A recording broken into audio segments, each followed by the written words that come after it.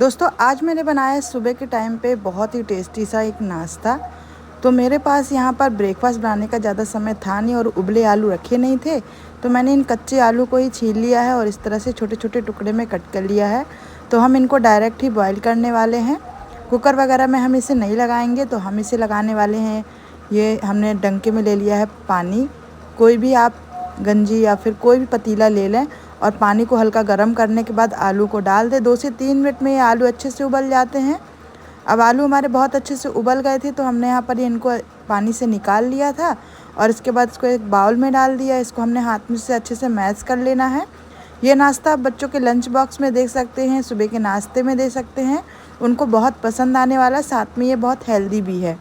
तो आलू को मैंने हाथ से इस तरीके से देखिए ग्रेट कर लिया है। और हमने यहाँ पर ये लिए है बीट रूट, क्योंकि बीट रूट घर में कोई खाता नहीं है, अगर उन्हें ऐसे ही देंगे। तो 2 कच्चे बीट रूट को हमने ग्रेट कर लिया था और 2 से 3 ब्रेड को ब्रेड क्रम्ब बना लिया। साथ में डाल दिया नमक, मिर्ची डाल देना हमने कटी वाली, और लाल मिर्च का पाउडर भी। सारी चीज़ों को अच्छे से हमने मिक्स कर दिया यहाँ पर। तो पानी वगैरह इसमें बिल्कुल भी आपको ऐड नहीं करना है, पानी ऐड करेंगे तो ये बिल्कुल गीला हो जाएगा। तो ऐसे ही आपको आलू और बीट रूट के मॉइस्चर में ही इसे अच्छे से हमें मिक्स कर लेना है। तो हम यहाँ पर इनकी बीट रूट की टिक्की बनाने वाले हैं, जिन्हें हम सैलो फ्राई करेंगे। तो ये देखिए बढ़िया सा कलरफुल हमारा ये बीट रूट और आलू से बने टिक्की के लिए एक तैयार है बैटर। अब इसको हम इस तरह से हाथों से टिक्की बना लेंगे। अगर आप इसको डीप फ्राई करने चाहते हैं तो आप इसमें थोड़ा कॉर्नफ्लावर, यानी कि 1 से 2 चम्मच कॉर्नफ्लावर या 1 से 2 चम्मच चावल का आटा ऐड ज़रूर करें, नहीं तो ये तेल में जाते ही खुल जाएंगे। लेकिन हम इनको सैलो फ्राई करने वाले हैं। तो इस तरह से टिक्कियाँ बना लें। अगर आप इसमें चीज़, पनीर ये सब भी ऐड करना चाहते हैं तो कर सकते हैं, या फिर बीच में आप चीज़ की स्टफिंग देना चाहते हैं तब भी आप ये सब चीज़ कर सकते हैं। तो इस तरह से टिक्कियाँ जैसे हम बना लेंगे, काफ़ी सारी टिक्कियाँ बन जाएंगी इतने नाश्ते में और बहुत ही अच्छी लगने वाली हैं। इन टिक्कियों से आप चाट भी बनाकर खा सकते हैं। तो एकदम हेल्दी वे पे बनने वाली ये टिक्कियाँ हैं। ये देखिए टिक्कियाँ हमारी एकदम रेडी हो गई हैं।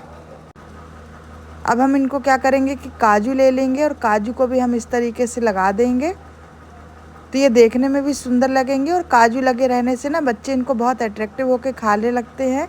तो बच्चों को इस तरह से देने में, या फिर अगर आपके घर कोई गेस्ट मेहमान आ रहे हों तभी आप इस तरह से ये नाश्ता उनको बनाकर दे सकते हैं। तो सारे हम टिक्कियों में इस तरह से काजू लगा लेंगे। आप चाहें तो प्लेन भी रहने दे सकते हैं, या फिर बादाम, किशमिश, कोई भी ड्राई फ्रूट्स का इस्तेमाल कर सकते हैं, जो भी आपको पसंद हो। काजू थोड़ा ज़्यादा अच्छा लगता है देखने में, इसलिए मैंने काजू ही लगा दिए हैं। तो ये देखिए बढ़िया से हमारे ये टिक्कियाँ तैयार हो चुकी हैं इस तरीके से। अब क्या करेंगे कि जो ब्रेड क्रम्ब है ना, हमने 2 से 3 ब्रेड क्रम्ब डाल दिए थे और 2 ब्रेड का इस तरह से हमने ब्रेड क्रम्ब बचा लिया है। तो इसको हम इस तरह से कोट करेंगे। इसी तरह से आप सूजी से भी कोट कर सकते हैं। तो बस ये ऊपर से थोड़ा सा क्रिस्पीनेस आ जाए, इसलिए हम इसको कोट कर रहे हैं। अगर आप नहीं कोट करना चाहते तो आप स्किप भी कर सकते हैं। तो बढ़िया से हमारी जो टिक्कियाँ हैं वो रेडी हो चुकी हैं। बिल्कुल इसी तरह से हमको इन्हें कोट कर लेना है और सारी टिक्कियों को हम इसी तरह से कोट कर लेते हैं। एक बार अगर आपने इन टिक्कियों को बनाकर खा लिया ना, तो हर बार आप ऐसे ही बनाएंगे। जो लोग बीट रूट नहीं खाते वो भी बार बार बनाएंगे।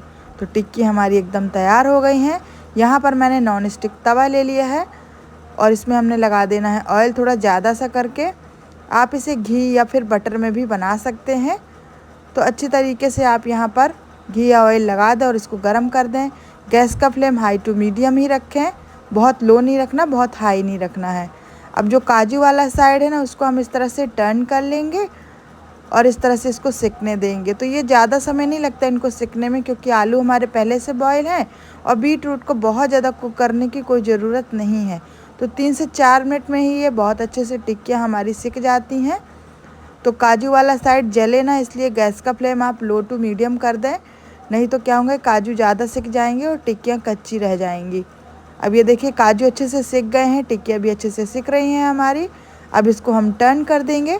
तो देखिएगा बहुत ही सॉफ्ट हैं ये, इसलिए अगर आप इन्हें फ्राई करने वाले हों तो मैंने पहले ही बता दिया है कि चावल का आटा या फिर आप कॉर्नफ्लावर का इस्तेमाल कर सकते हैं। वैसे आजकल एयर फ्राई में बहुत रेसिपीज़ चल रही हैं, तो आप इन्हें एयर फ्राई भी कर सकते हैं। उसके लिए आपको बहुत ज़्यादा ऑयल की भी ज़रूरत नहीं पड़ेगी, ना ही कॉर्नफ्लावर की और ना ही चावल के आटे की। पूरे यही वाले रेसिपी से आप उसे बना लेंगे। तो देखिए बढ़िया से हमारी टिक्की जो है एकदम रेडी हो चुकी हैं। तो अब आप भी इसे ब्रेकफास्ट में बनाएं, या जब भी आपके बच्चों को कुछ चटपटा तीखा खाना हो या आपको भी कुछ अच्छा हेल्दी और टेस्टी सा खाना हो, तो इन टिक्कियों को आप ट्राई कर सकते हैं। सारी टिक्कियों को हम निकाल लेंगे बाहर। तो काफ़ी अच्छी सुंदर और टेस्टी हमारी टिक्कियाँ तैयार हैं। मैंने इसे सॉस और दही के साथ सर्व किया है। तो ब्रेकफास्ट में हमने आज यही टिक्कियाँ ट्राई की थी, और अब हम देखेंगे लंच में हमने आज क्या बनाया था। ब्रेकफास्ट इतना हेल्दी और टेस्टी होने के बाद हमने फिर दाल और चावल बनाई, लेकिन दाल एकदम अलग अंदाज में बनाई हमने, जिसमें सब्जी भी ना बनानी पड़े।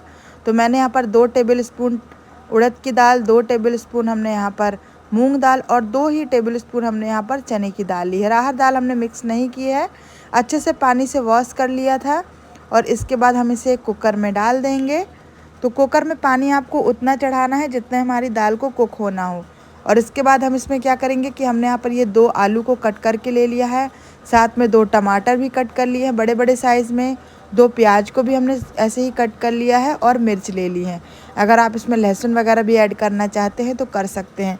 इस तरीके से बनी हुई दाल में आपको सब्ज़ी की बिल्कुल भी ज़रूरत नहीं पड़ने वाली है, क्योंकि ये दाल कम सब्ज़ी बनने वाली है।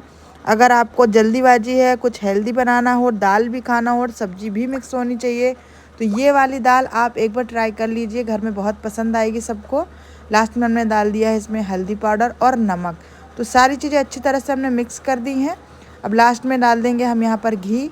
घी डालने से ये 2 काम होंगे, एक तो दाल बहुत स्वादिष्ट बनेगी, दूसरा ये दाल हमारी कुकर से बाहर उफनाएगी नहीं। अब कुकर को हम लगा देंगे 3 से 4 सीटी आने तक। तो 4-5 सीटी भी आएंगी तो चलेगा। कुकर एकदम ठंडा हो चुका है हमारा, दाल एकदम कुक है, आलू भी अच्छे से बॉयल हो गए। आप चाहें तो इसे मैशर से मैश भी कर सकते हैं, लेकिन मैं इन्हें ऐसे ही रहने दूंगी। बस करछी से हल्के हाथ से चला देना है। टमाटर काफ़ी सॉफ्ट है तो वो अच्छे से घुल जाते हैं, और आलू को हमें ऐसे ही रहने देना है। तो चलिए अब इसके लिए बना लेते हैं काफ़ी बढ़िया सा एक तड़का। ज़्यादा हमें तड़का वगैरह नहीं लगाना है, बस इतना कि इसमें सौंधापन आ जाए और ये दाल और टेस्टी लगने लगे।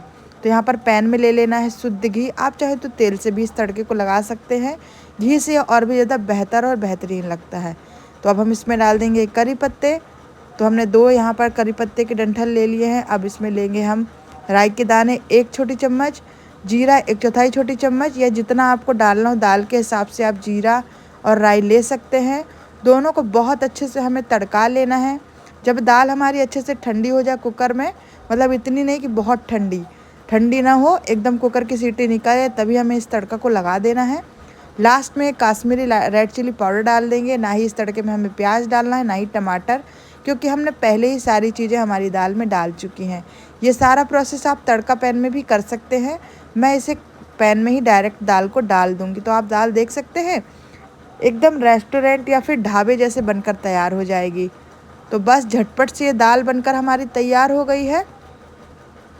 तो ये दाल अगर आपने एक बार बना ली तो हर बार आप ऐसे ही बनाना पसंद करेंगे। तो बस लंच में हमने यही दाल बनाई, ऊपर से हमने थोड़ा सा हरा धनिया डाल दिया, और बस हमारी दाल हो गई है एकदम रेडी। और साथ में मैंने बना लिए थे चावल। तो दाल चावल हमने खाया, सवेरे हमने खाई थी टिक्की। अब रात को हम बहुत ही लाइट या फिर कुछ ऐसा ही खाएंगे, क्योंकि पेट एकदम फुल हो चुका है। तो आप भी अपने हिसाब से बना सकते हैं। तो चलिए इसको अब सर्व कर लेते हैं। तो चावल को मैंने थोड़ा सा डिज़ाइनर टाइप में बनाया है, जो देखने में और भी ज़्यादा टेम्पटिंग लगे और बच्चों को लगे कि बहुत ही विशेष कोई रेसिपी बनी हुई है। क्योंकि बच्चे ये नहीं देखते कि क्या बना है, बच्चे ये देखते कि आपने कैसे परोस कर दिया है।